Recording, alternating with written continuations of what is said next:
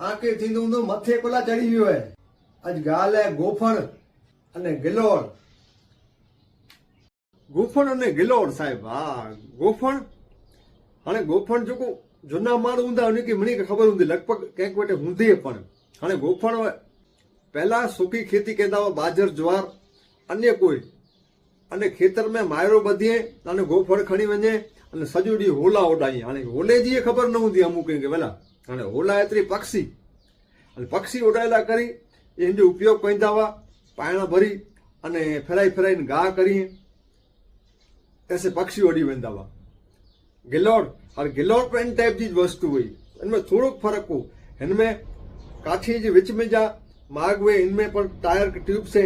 बनाई અને પાણા ઉડાઈંदा हुआ એટલે પક્ષી ઉડી વેંदा हुआ સાહેબ હા ઈ વે ગોફણ ને ગિલોર અને ગોફણ जो उपयोग पहला जमाने में था गोफण जो उपयोग पहला युद्ध में पण थींदो हो